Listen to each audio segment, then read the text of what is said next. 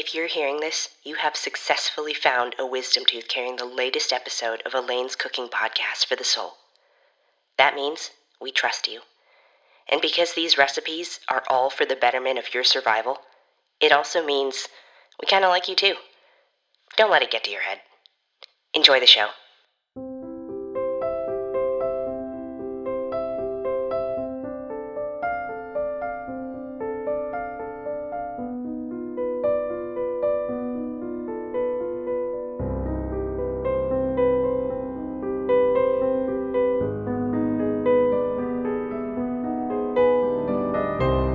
Good evening and welcome back to the podcast. I'm happy to report that this fun way of posting new and clear recipes for a post-nuclear society has, and I hope you'll forgive this phrasing, blown up. We now have 5 whole episodes. Who knew we would be around for this long? Certainly not me, most medical doctors, or the provisional government, that is for certain. Listeners, as I contemplate this incredible expansion, I'm reminded of how cells divide, how some unknown surge of energy created 2 of something from just 1, this fruitful mutation repeated again and again. Along the way grew garden eels and goblin sharks, condors and the common crow, humpback whales and human beings. And just like this humble cooking podcast, a great many strange evolutions will continue to occur because of unprecedented amounts of radiation. Yes, as fallout from those fateful missile exchanges continues to seep through the Earth's surface, I think it's fair to say the mere fact that life continues at all is a pretty strange and wonderful thing. One thing I'm looking forward to dividing is the portions of this delicious recipe we're working on today. I am so excited to welcome you back to the 5th episode of Elaine's Cooking Podcast for the Soul. I'm your host, Elaine Martínez. Let's get cooking.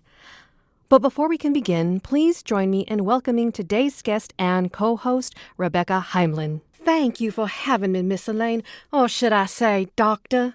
Well, while we are situated here at my place of work, the LA Dental Clinic, I'm technically off the clock.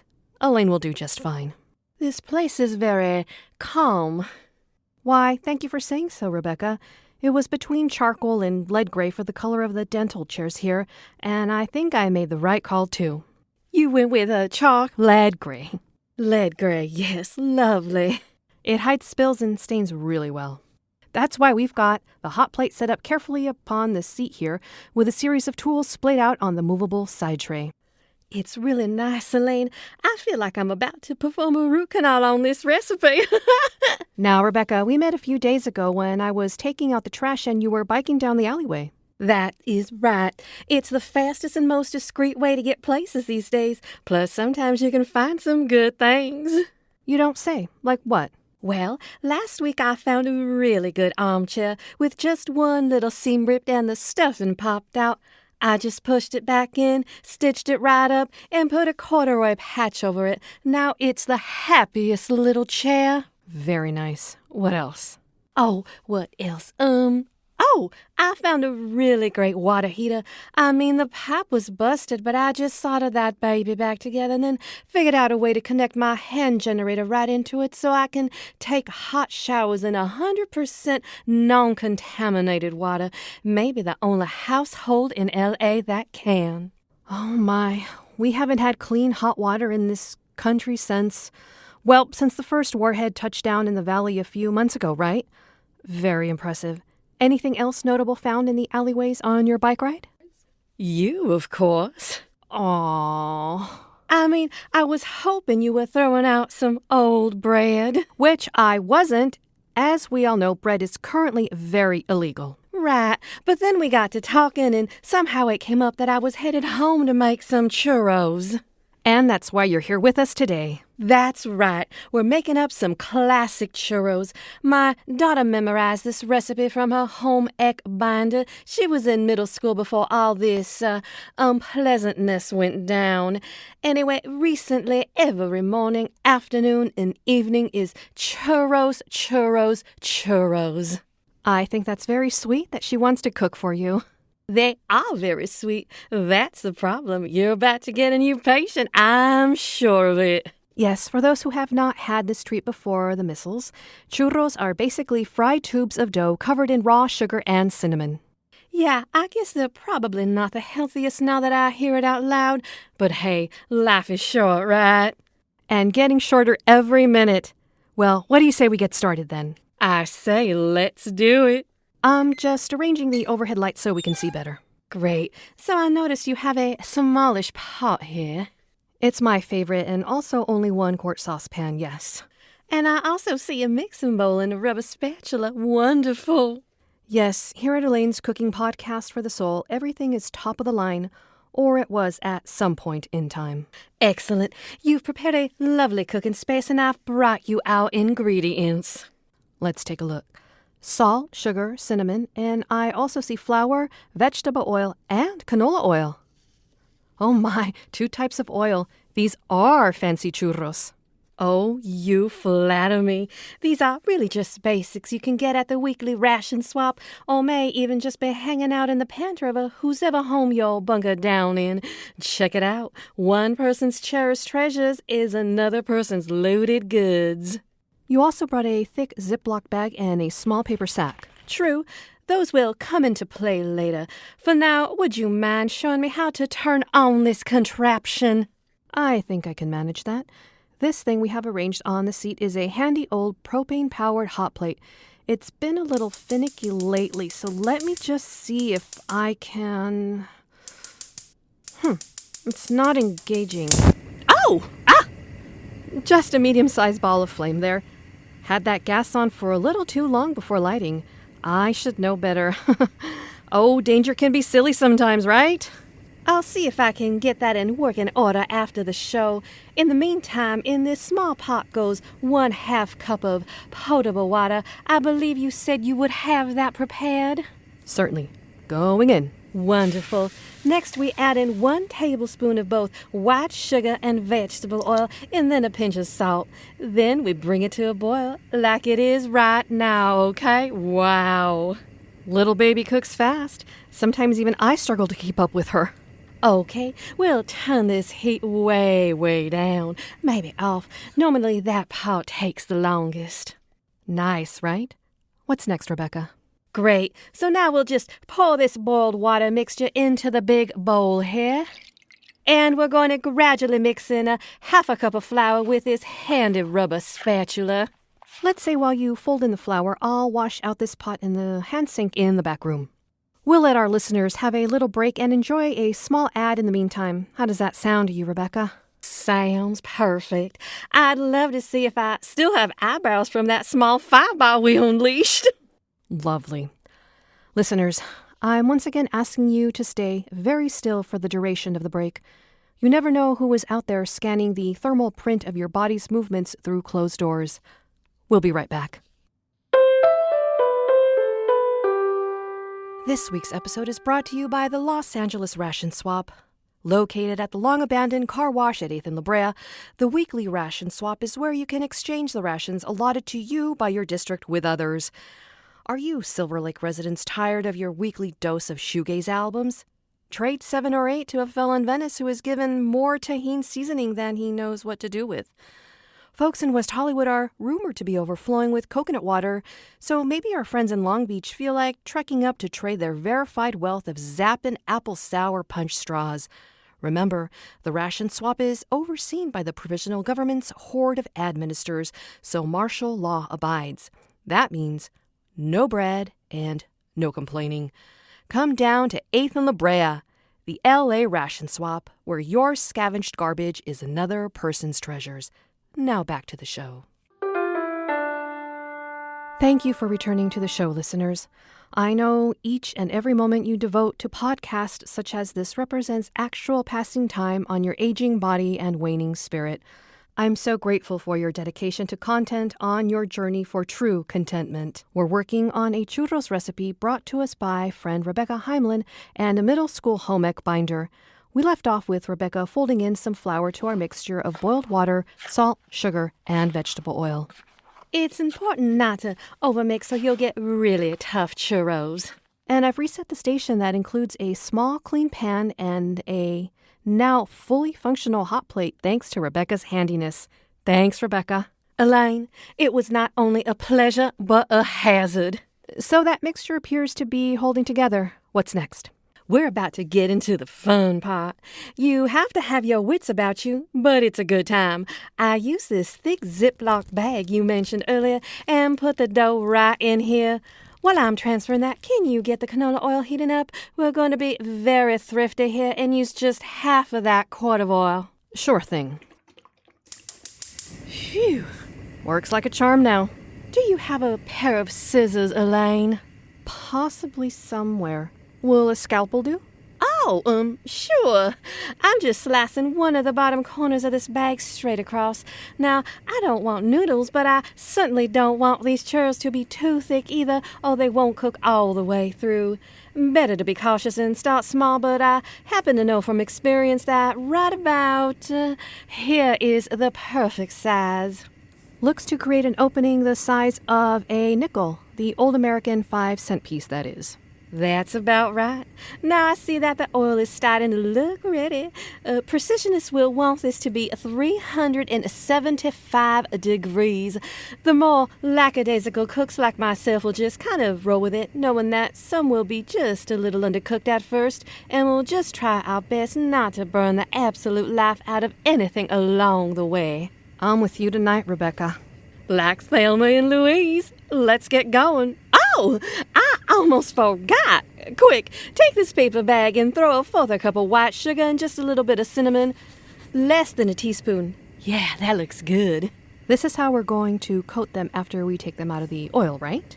Yep. You have paper towels? Well, I have these paper bibs with the curly cord we clip onto patients. That'll do. Lay those out towards the foot of this chair. This oil is ready, chattering away. I have a metal slotted spoon at the ready. Let's doula these churros. We're just going to pop this dough straight into the oil in small batches. Let them turn a nice golden brown in the course of about a minute, maybe less, then we fish them. Ouch! I'm all right.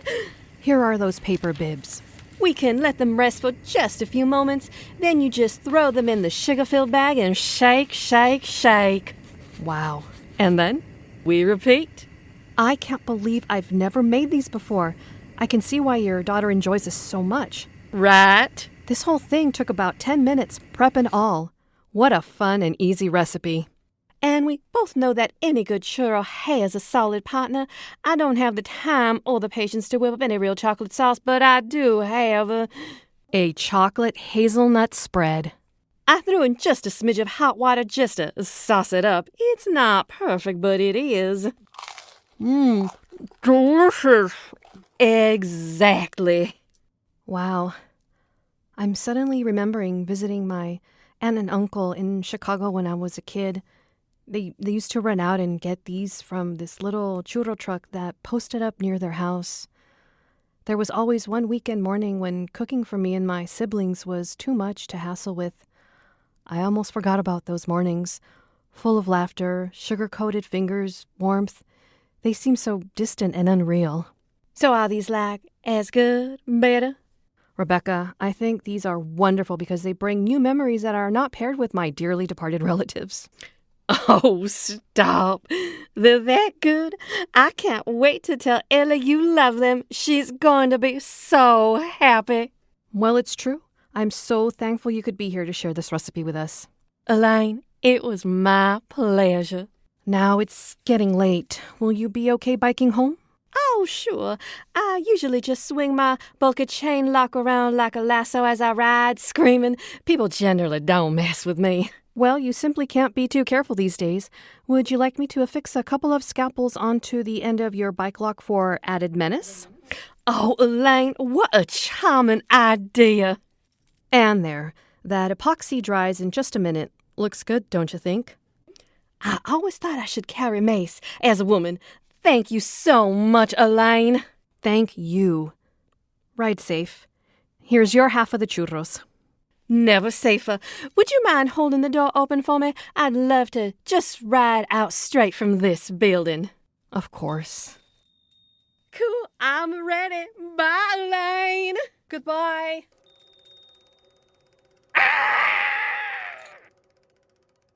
What a wonderful guest.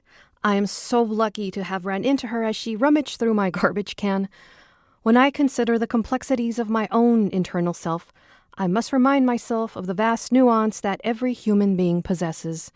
Like peeking into the lit windows of homes as you drive by in the night, we are all infinitely and sometimes painfully alike.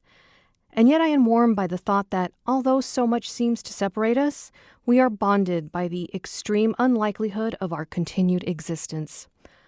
We are truly one cell divided, and yet paradoxically, we are also one cell multiplied. I'd like to thank you, dear listener, for taking the time to listen to this podcast. I hope you consider reaching out to me at Elaine Martínez, DDS at ladentalcare.org to purchase the rights to and subsequently enjoy these churros brought to us by our friend Rebecca Heimlin. If you can't afford to buy permission to replicate this incredible recipe, you can always at least share this podcast with those you love and trust. Maybe they can buy the rights for you. Join me next week for an exciting guest whipping up an untested recipe. As for now, this has been Elaine's Cooking Podcast for the Soul. I'm your host, Elaine Martínez. Not crying, hugging you good night. This episode of Elaine's Cooking for the Soul was written and directed by Allison Slice and produced by Mackenzie Mazzell. This show is brought to you by the Period Network. Story by Allison Sliceman. Elaine Martínez was voiced by Rosa Delgado. The part of Rebecca Heimlin was played by Rosa Delgado. What a talent! Seriously, go follow Rosa at Rosa D and say something nice when you do. The Courier bravely transporting Elaine's episodes was voiced by Raechel Wong. Logo design by Dick Cheney. Yikes! Special thanks to Jason Smith and to our friend Carmelita Ramirez Sanchez over at the Boyle Heights Arts Conservatory. If you're wondering why we always thank the Boyle Heights Arts Conservatory, it's because this organization fosters some incredible talent through their programs. It's how this podcast ended up with such a wonderful and talented lead. Without them, this show might have missed out on having Rosa Delgado. How wild is that? Elaine's Cooking for the Soul now has a Patreon. If you feel like supporting the show with $1, $5, or even more, go find us over at patreon.com. Patrons get to hear our guest interviews and enjoy other exclusive Elaine's content, and it's just a great way to connect with us and support what we're doing. If you're still alive and listening, that's great news! Please rate, review, subscribe, and share this podcast with your fellow survivors. It's the only way anyone will know we still exist, or at least did exist at some point. You can also follow Elaine on Twitter at Elaine's Cooking, or on Instagram at Elaine's Cooking. You can email us at elainemartinez@ladentalcare.org. That's ELAINES. Well, just rewind 15 seconds if you need to hear that all again. Every recipe we use is achievable with a can-do attitude, a stovetop, and approval from the interim government. We'd love to hear your apocalyptic recipe ideas and see your attempts at what we've cooked up this week. Remember, boil your water and never give up. Until next time.